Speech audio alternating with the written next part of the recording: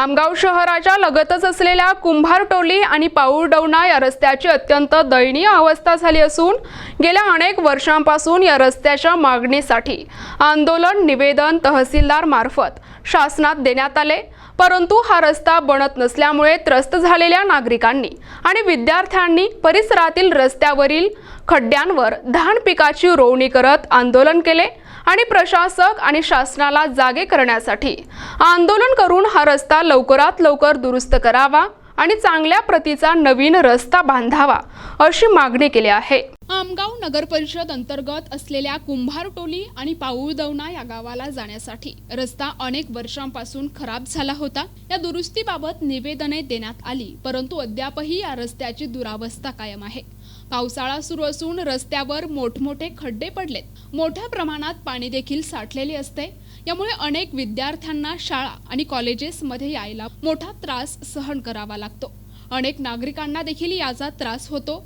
या मार्गावर अनेक अपघात देखील झाले आहेत। विशेष म्हणजे याच मार्गाने महाराष्ट्र राज्य वखार महामंडळ या ठिकाणी जाण्यासाठी मोठमोठे ट्रक धान्याने आणि तांदळाने भरलेले असतात। त्यामुळे या रस्त्याची अवस्था अत्यंत दयनीय झाली आहे।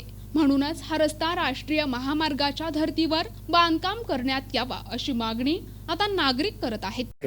मी रामेश्वर श्यामकोर राहणार इस्लामा। या आंदोलन करण्याच्या मागचा हा उद्देश आहे की या गेल्या 2 वर्षापासून हा रोडाची व्यवस्था अशी दुर्दशा झालेली आहे की या आमगावला मुख्य मार्ग हा जोडलेला आहे।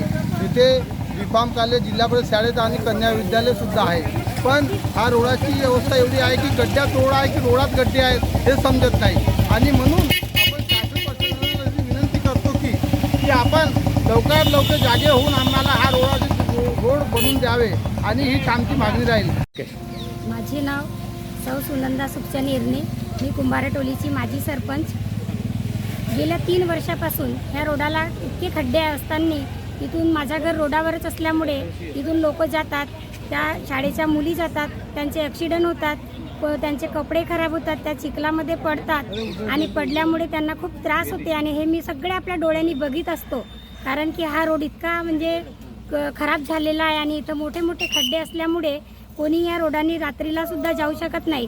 जर 40-50 वर्षाचा एखादा पुरुष वयस्कर पुरुष या रोडाने जरी गेला तर तो पडल्याशिवाय राहत नाही आणि त्याला जखम होतो, कोणाचे हात पाय तुटतात, कोणाचे डोका फुटतो।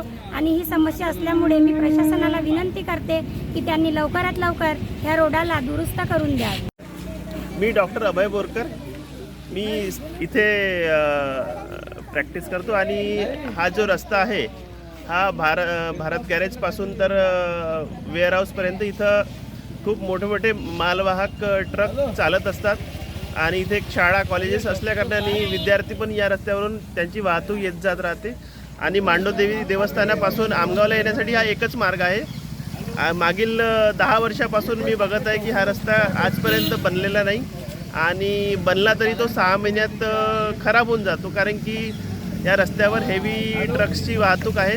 त्या कारणाने हा रस्ता लवकर खराब होतो। तर शासनाला आमची एवढीच विनंती आहे की हा रस्ता नॅशनल हायवेच्या धर्तीवर चांगला कॉन्क्रिटीकरण झालं पाहिजे आणि तो रस्ता टिकला पाहिजे, कारण की इथे मागील कित्येक वर्षापासून सगळे ठेकेदार बाकी जे प्रशासकीय अधिकारी सगळे पैसे खाऊन हा रस्ता बनवतात आणि रस्ता हा 2-4 महिन्यातच खराब होऊन जातो।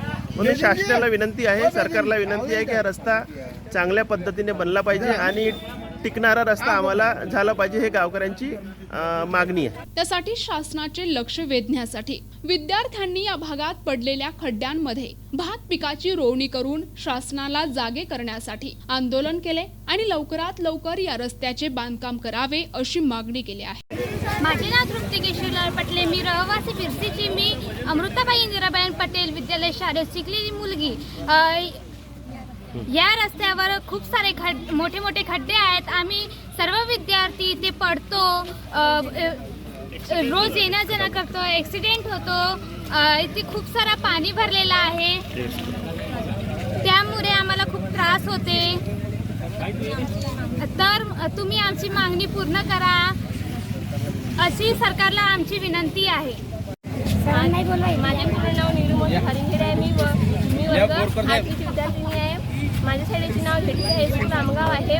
मी विरशीहून येणारी मुलगी आहे. या खड्ड्यामुळे मला खूप त्रास होतो. हे जे पाणी जमा राहते ह्यासाठी माझे ड्रेस गंदे होतात आणि खूप सारे ॲक्सिडेंट होतात. हे खड्डे बुजवून ह्या रस्ता बनवायची माझी विनंती आहे. आता शासन याबाबत काय निर्णय घेते याकडे परिसरातील नागरिकांचे लक्ष लागले आहे. प्रतिनिधी राधा किसन चुटे, NTV न्यूज मराठी, गोंदिया.